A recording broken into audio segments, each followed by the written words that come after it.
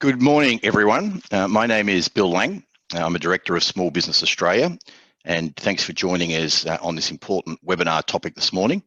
It's good to see that some of the participants that participated yesterday in the webinars are also here, so welcome back. And it's also good to see some new faces or some new names there on the screen, as I'm not seeing your faces, and to see some people joining for the first time.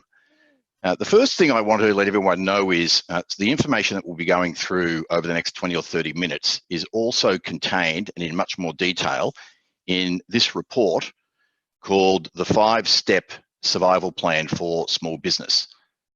Some of you may have already downloaded a copy of it. You'll find it at our website, smallbusinessaustralia.org, and you'll find that it goes through in a very detailed way the 5 steps to small business survival. And in particular, it poses some of the key questions that we'll talk about today and discusses some of the tactics and strategies that you can deploy. What I'll do now is just to give you a bit of an overview of the way the next sort of 45 minutes is going to run, and then we'll start digging right into the content.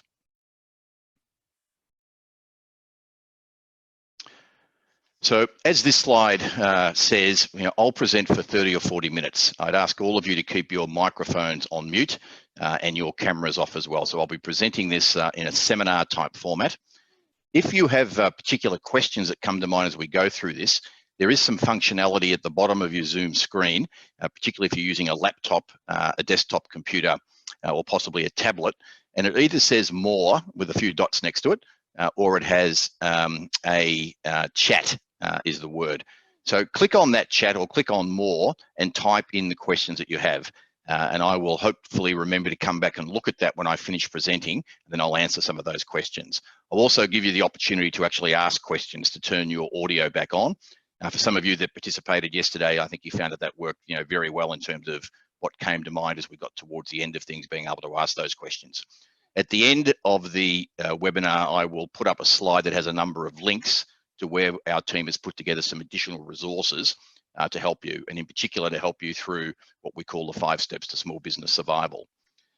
So send the questions in chat form. We'll leave the last 10 or 15 minutes for answering. To share with all of you what Small Business Australia is about, we always hear and have heard for many years that small businesses are the economic backroom or the engine room of the Australian economy.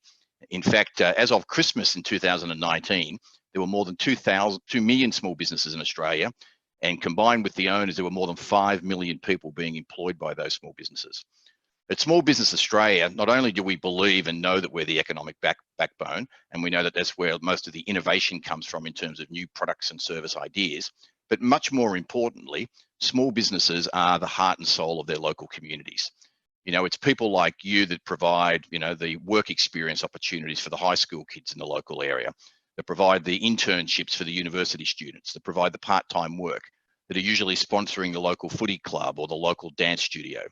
So it's absolutely critical that we do everything that we can over the next few months to ensure as many businesses like yours survive. We completed some analysis 6 weeks ago, starting with 800 small businesses providing input around what they were facing, through to what they were looking for in terms of how governments may be able to support them, and in terms of where they needed additional support from their perspective in terms of getting through. It's very clear from that work, and I think as you see stuff come out in the news in the last couple of weeks and the next couple of weeks, that while we've been doing a fabulous job here in Australia with respect to really minimising the spread and impact of the virus, there's been an enormous economic cost.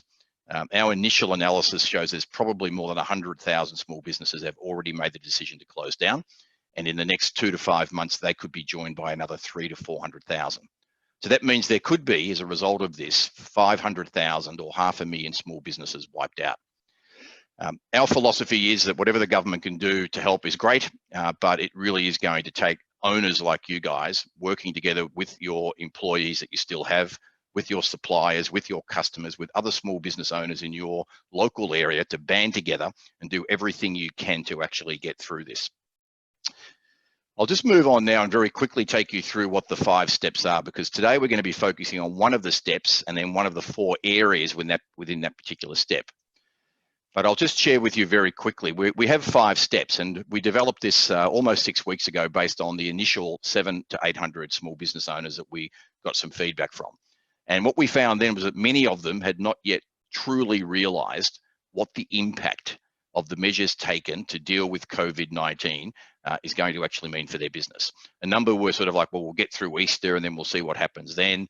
They'd heard about 6 months. They'd heard announcements about things like different seeker, keeper, payments, etc.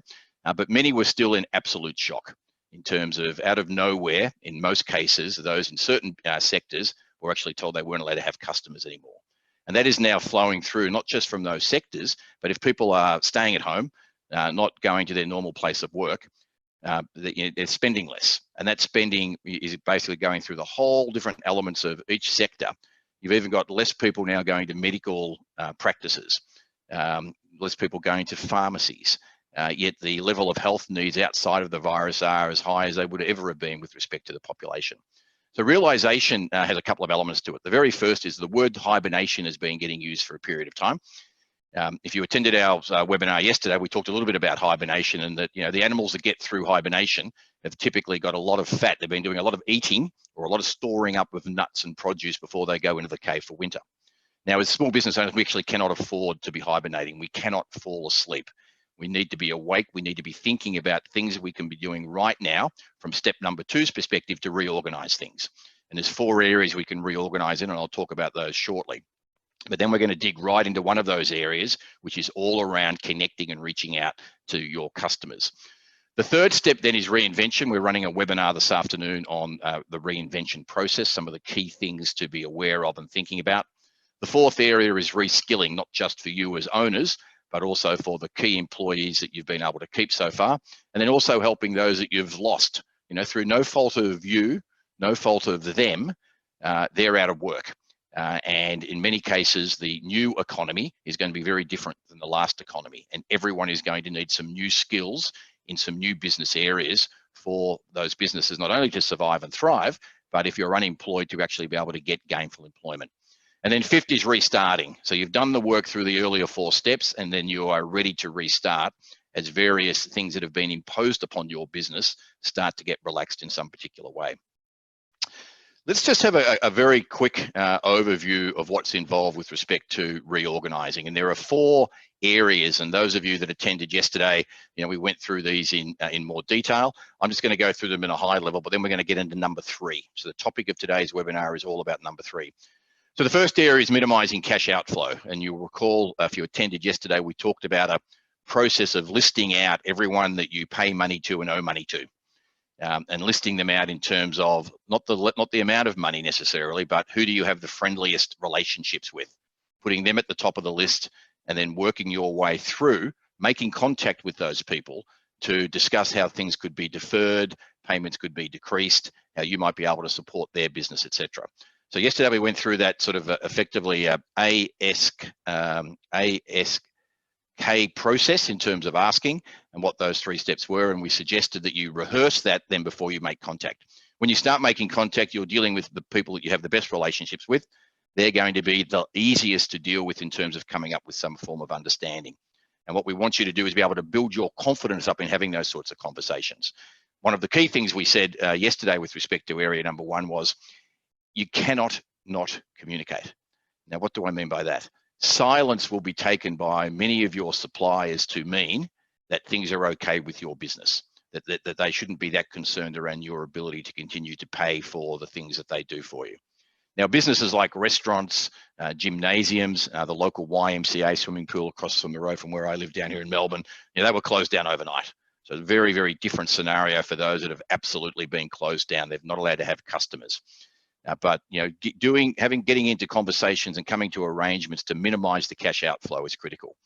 You recall we talked about cash flow is the blood of any business, but customers are the oxygen. And today is more about what are we going to do with respect to area number 3.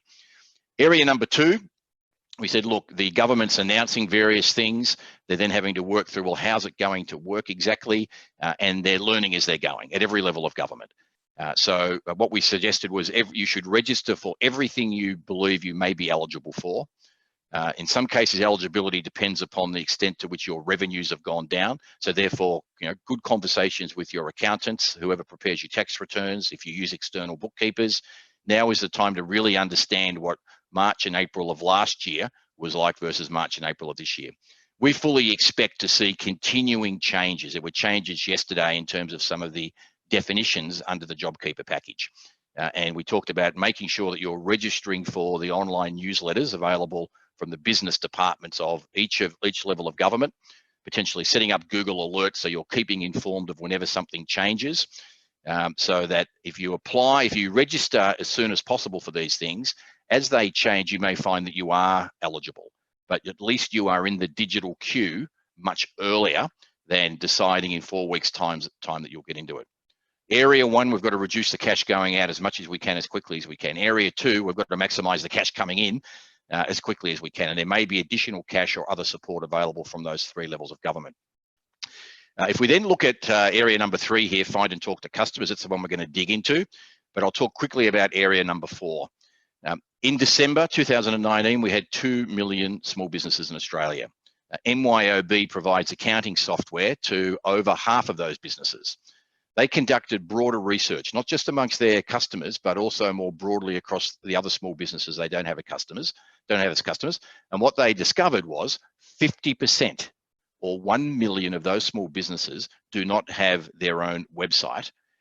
And if they have a website, the majority of them have a website built many years ago that doesn't provide the sort of information and functionality or the ability for customers to be able to do the things that they need to do online.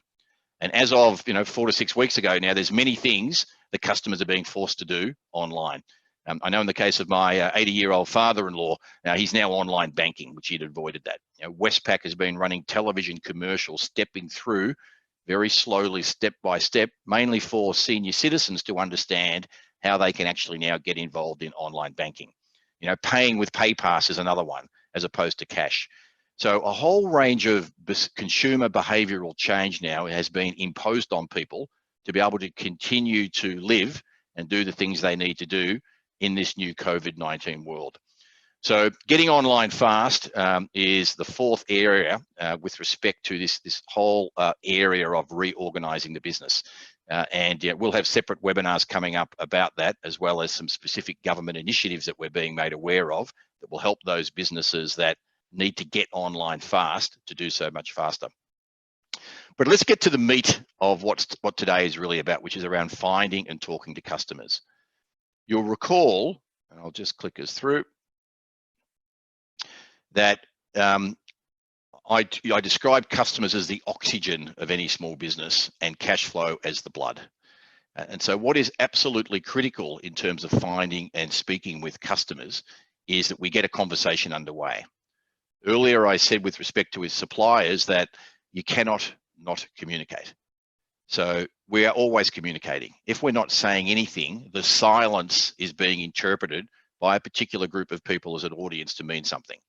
It may well mean that for some customers that they haven't heard from you, they haven't been past where your place of business might be if you're in retail or personal services, health-related services, hospitality, where you've got a physical location that customers come to. If they haven't walked past there, they don't know, are you open or are you not open? So you have to get the conversation going, and that starts with a number of different preparation steps before you dive into it.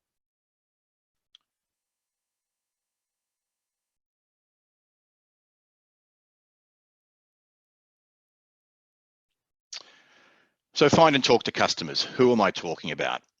What am I really saying here? Well, in terms of who I'm talking about, it's anybody that you've done business with in the past and anybody you might do business with in the future. So I say it's everyone, and you need to communicate with them in every way. And the starting point is to build a contact list. Now, we've had some participants over the last 24 hours in some of the webinars where the customers are known by face, sometimes by name. They come in for their regular long macchiato, like I used to do at Brunetti's in Carlton here in Melbourne, Victoria. Know the names of the baristas, they know my name, and they can count on me 5 or 6 days a week of coming in and doing that.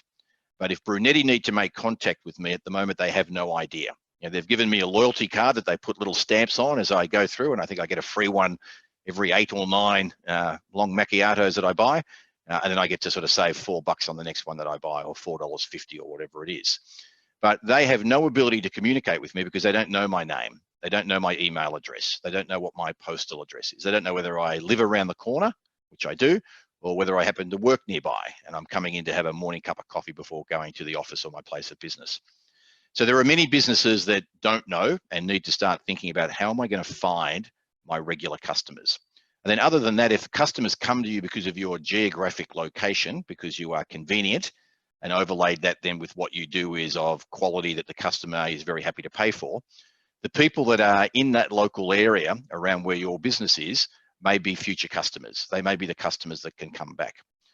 Every way, I'm going to talk through some of those mechanisms, but it's not just what you used to do. Online in particular is now going to play a much more significant role in every small business around the world. But building that contact list, some people have got it via their invoicing. They sell things to other businesses. They may have what's called a customer relationship management system, effectively a database of electronic contacts. But think about the ways you can go about getting that list together, extracting it out, before you then do some analysis around, well, what am I going to communicate with them about? How am I going to connect with them emotionally in a way that will help them and in time be able to help my business? So here's a couple of areas, and I'll tell a couple of stories. So, footpath signage. I was walking down Brunswick Street in the suburb of Fitzroy, which is in Melbourne here in Victoria, the other day. There were a number of businesses that had sandwich boards out on the street, to get the attention of the business owners.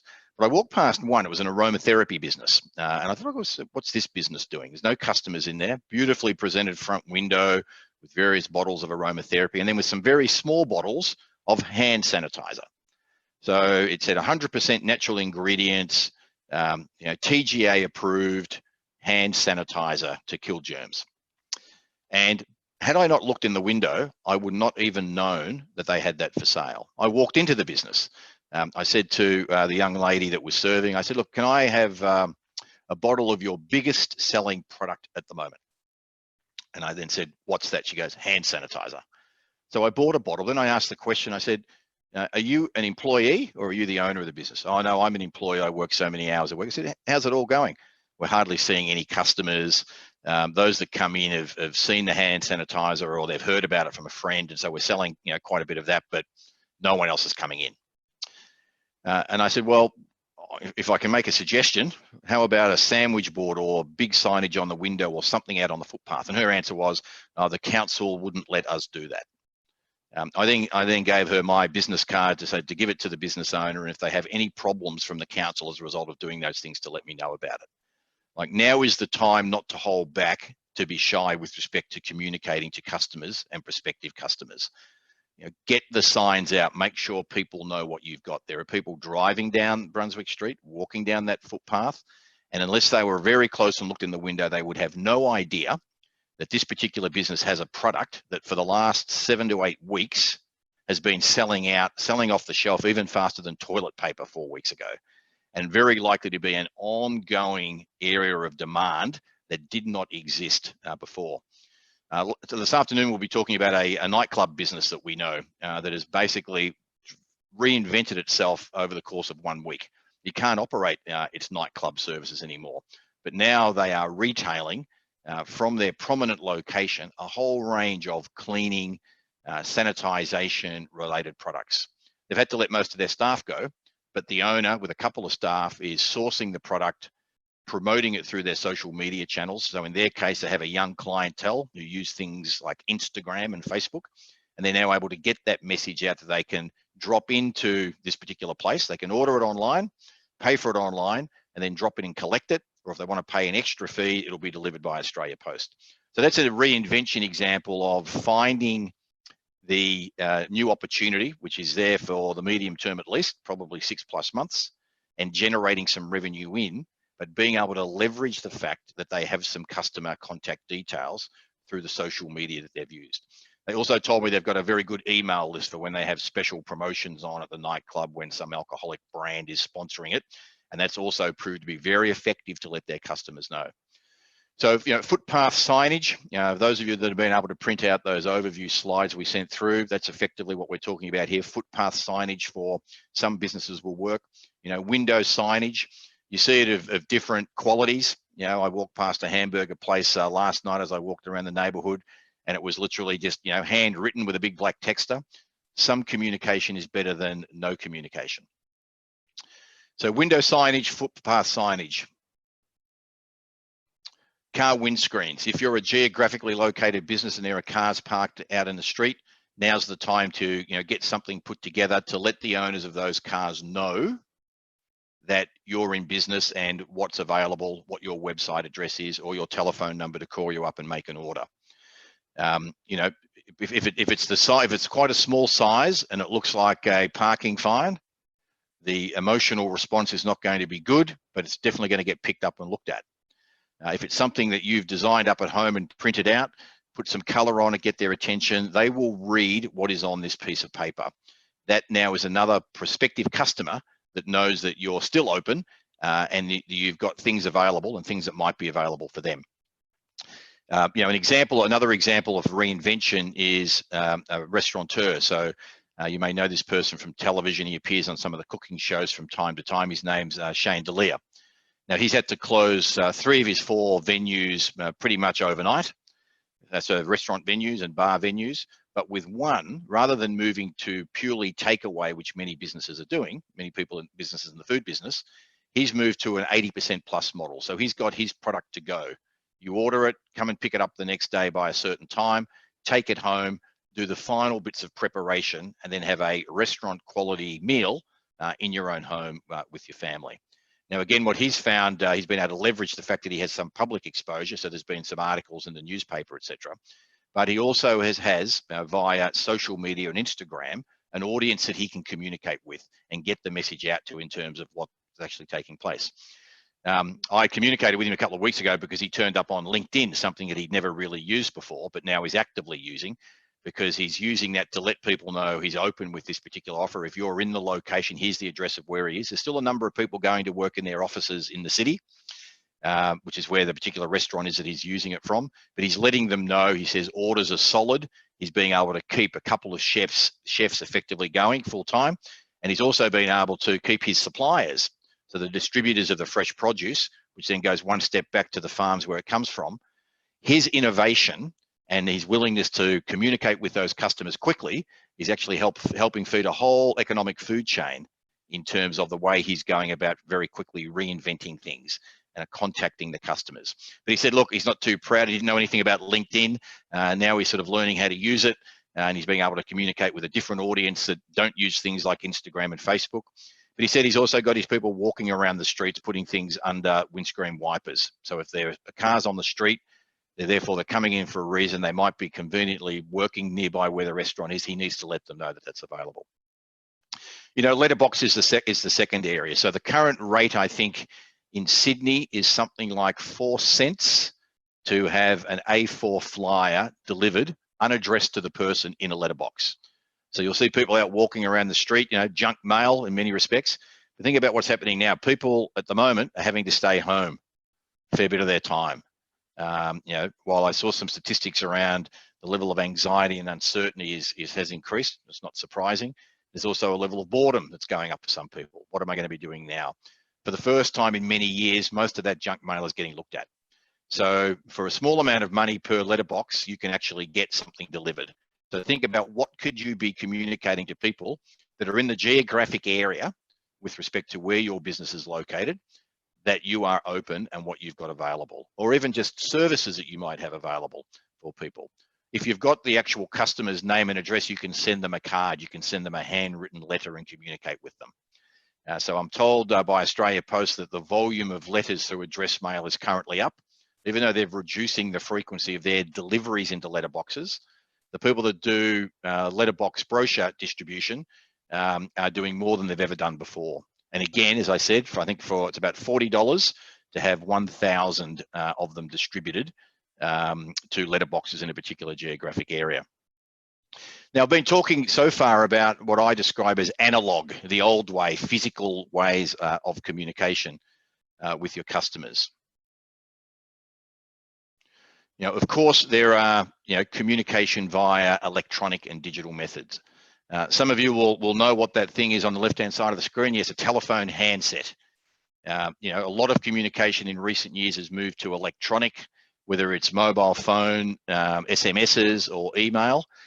Again, with respect to all of these communication mechanisms, if you've got the contact details of customers, leverage any and all of these where you are able to actually find them and speak with them.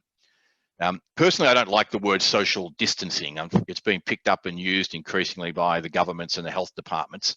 I prefer to think about physical distancing. Now, I even noticed this morning, I walked from the suburb of Carlton to my office here in Fitzroy, so it's about a 15 or 20-minute walk. Half the people are friendly than what they normally are. They're making eye contact and responding when I say hello. A lot of the others are still looking at their phone or looking down or angle averting as they walk around. When you think about your customers, think about your own experience, but in terms of your customers more broadly, what's going on with them? How are they feeling? The act of you reaching out and having a conversation with them and communicating with them is the human thing to do. They're the oxygen for your business, but it's actually the human thing to do. Uncertainty is very high. I think about it this way, that the pain of uncertainty is far greater than the certainty of pain. I think what the great news is for us in this country is, the virus so far has been very well managed in terms of the health response and the way we've gone about closing down the majority of the economy. Different states are doing different things at different times, and I'm not getting involved in a political debate around what they should be doing beyond saying the sooner we can get the economy out of the coma, so it's a bit more than hibernation, there's been an induced coma in a whole bunch of businesses, the quicker we can get them out, the better. And the physical distancing is clearly going to be something that's not going away for a long time. So be certain of pain. All of our businesses have already been experiencing this pain.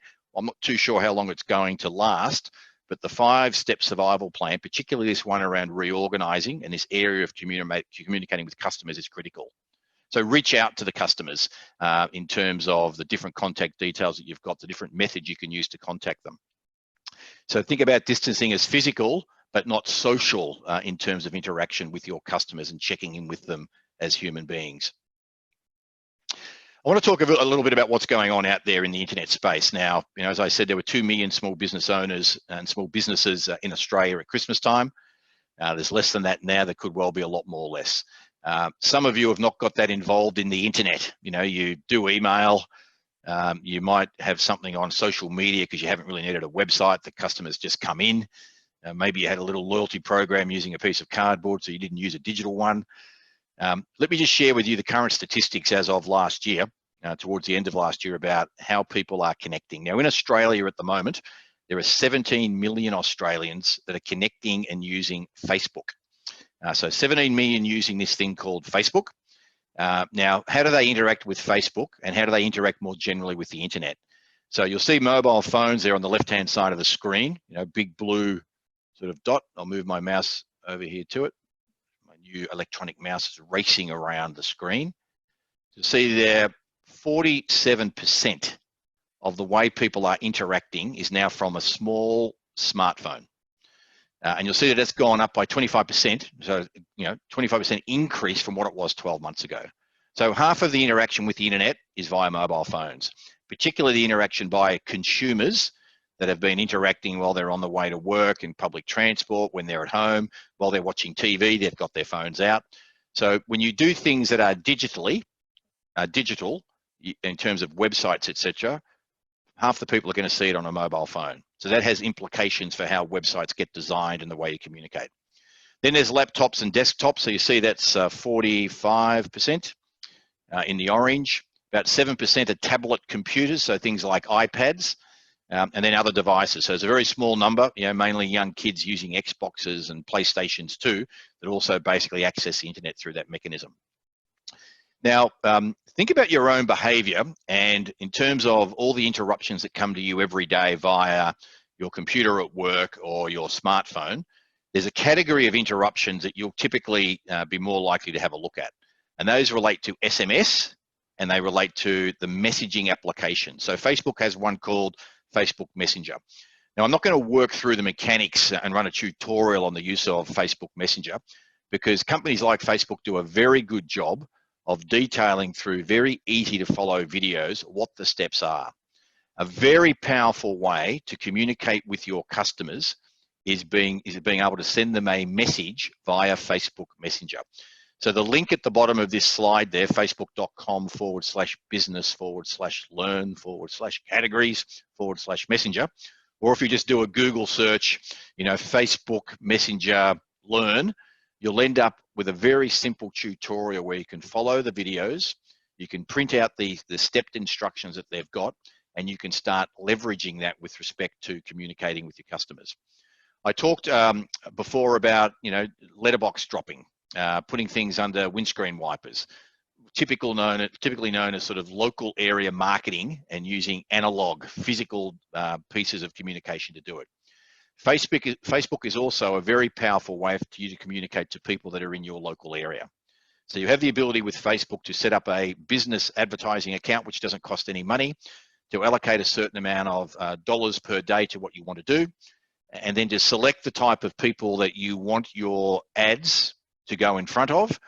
And that can be based on their age, their gender, the extent to which they've shown interest in things, and it can be based on their geography. So if we've got 17 million people on Facebook in Australia out of 25 million people, probably 80% plus of your customers are on Facebook. So even if you can't get their name and their address, the ability to use things like Facebook and get messages in front of those people when they're on Facebook. If you do happen to have a Facebook business page, free to set up, and you've had people liking you or following you, you can also create an audience on Facebook to put messages and advertisements directly to those people. So it's a very powerful platform. The instructions are very good.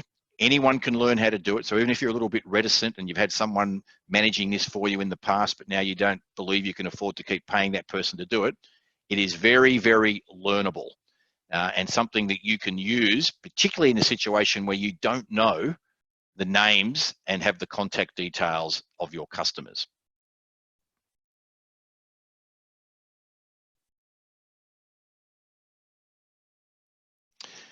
So let's just talk about, so you've now got you've worked out what your strategy is in terms of who you want to contact. In some cases, you've got the contact details. In other cases, you don't.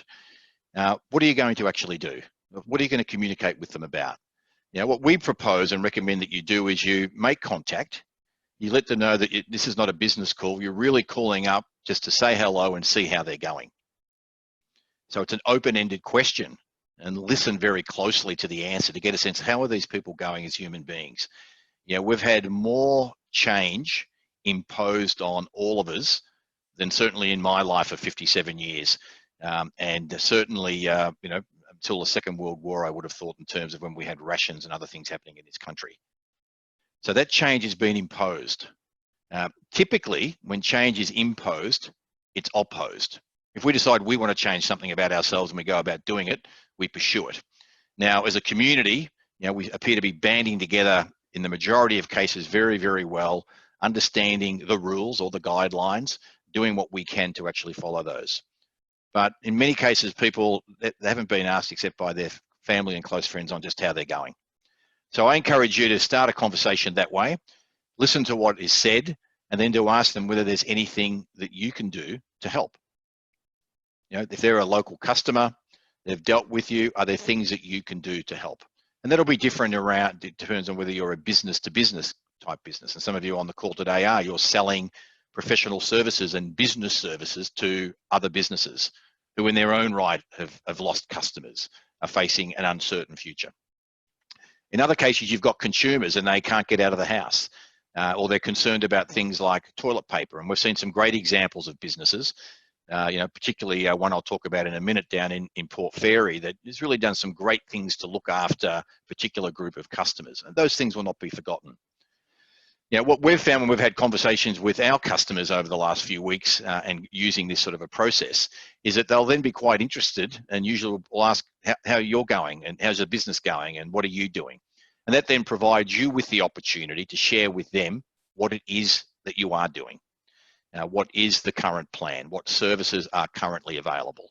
I spoke to some business owners last week, and they're in the fortunate position where they own their business premises, so they can in effect hibernate because they don't have outgoing lease payments and rental payments to make. So they were feeling a bit more comfortable, and of course they could communicate with their customers that we will definitely see this thing through. We had a lot of nuts stored up, a lot of grain in the granary to get us through. We didn't think anything like this would happen, but we're in a fortunate position where we can get through. We're concerned about some of our customers and some of our suppliers. On the other hand, like the leasing area, is a big one. It's a big cost to many businesses. Various legislation has been enacted. It's an area where the state governments are in charge. And again, speaking, if you have a lawyer around what are the current regulations, how should I be having this conversation in this case with a major supplier, it's important for you to get briefed around that so that you know where you stand and how you're going to go about things with respect to, in that case, a supplier. But you'll have suppliers, looking for things that you might be able to do for them if you're in that business-to-business type environment. Teddy Roosevelt is a past American president. He and his nephew were both presidents of the United States. One of the things he's remembered for is a strong belief in humanity and people, and that at the end of the day, and this is very true in business and marketing, there's so much noise, so much interaction, so many people who appear trying to take advantage of others. People don't really care, too much about what you know until they know how much you care. So start and be very focused and listen around understanding where your customers are at, what's going on with them. Are there some things you might be able to do to help? Now, an example of a business that, and a small business owner, and his business has been booming, right? He's in groceries. So I think for March, I saw some statistics showing that people like Woolworths and Coles had something like a 20% increase in sales. People now are doing more cooking at home, so they're buying more things at home. Of course, they're buying more disinfectant when they can get their hands on it, sanitizer. In America, apparently they're buying more bleach, which is a scary thing. And when I'm allowed to catch up with any of you, some of you I know quite well, for a bottle of red wine, and the physical distancing is reduced, I think we will be able to have some good laughs about what's going on over there, which is very sad. But this business owner in the Victorian town of Port Fairy was very quickly selling out of toilet paper, and yet some of his senior citizens were coming in and they were very concerned about the fact they couldn't get it. They were very worried. They're at home, they spend more time watching television. Sadly, with television news, there's a saying in television and print newspaper rooms where they say, look, if it bleeds, it leads. And what they mean by that is if it's horror and there's blood and there's gore, we're going to put that on the front page. It's going to be the leading story because they want to get people's attention. They want to shock them, get their attention, and it does get their attention because our brain is always looking out for potential threats to us. Now, we in Australia are nowhere near seeing the pictures that we saw from Italy a few weeks ago, or that we're seeing from New York hospitals at the moment. Yet even now, our media is putting out those imagery, yet talking over the top around the situation in Australia. And many people, not sure what they're actually looking at, but they can see how bad things can get. So a lot of senior citizens, incredibly concerned, can't get toilet paper, proportion don't have family around there to support them. This small business owner, a great human being, then basically started as the supplies came in for toilet paper. He took it off the shelf for sale. He ordered more paper bags, and he put in, 2 rolls, which he would give to customers that came in that were, usually age 60 or more. It's a pretty elderly community in Port Fairy, a lot of retirees. But that's a great example of, in his case, reaching out, understanding the customer's predicament and doing something about it. Now, some of you might be thinking, yeah, he's in the grocery business, he's still open, it's essential, et cetera, and that's very true. In some respects, he didn't have to do that. But when you ask the question of your customers around how they're going, and if there's anything that you can do to help, some ideas will come to you. You're small business people, you've created businesses, you're the heart and soul of your local communities. There'll be things that you can do to help those people. There'll be just magnificent deposits in the emotional bank accounts of those customers. And as you see it through, and as you move to the steps around sort of reinventing the business, reskilling yourself and key employees in a couple of areas, and then get ready for the restart, those customers are going to be incredibly loyal, and they're going to come with you on that journey of making your business better than what it has been over the last few weeks. I'll just leave this slide up for a minute while I have a look at whether there's any questions that have come through via chat to me, and then I'll answer those questions, and I'll open it up to anyone who's got additional questions for me. What we've got here is just 3 website addresses over at Small Business Australia, so where you can get the full survival plan, as I outlined at the start this morning. Webinar topics and dates, so we have another one on this afternoon, which is around reinvention. If you are interested in that, you can still book in for that. The reason we're holding these at 9:30 in the morning and at 2:30 in the afternoon, a number of small business owners have been forced to stay at home, attempt to work from home because they have school-age children, and so they're also supervising the remote learning. And in our conversations with a number of them a couple of weeks ago, when we were trying to determine when's going to be the best time, they literally said, look, Tuesdays and Wednesdays, you know, at 9:30, the kids are usually in a class, and their recess is at 10:30. And a similar scenario, sort of in the afternoon, they're in their last session between sort of 2:30 to 3:30. So that's the reason why. Our team at Small Business Australia is actually recording these and editing them up, and then we'll have them available for you to re-watch, or to let other business owners that you know that they exist out there, for them to get some ideas, get some thoughts, and to pursue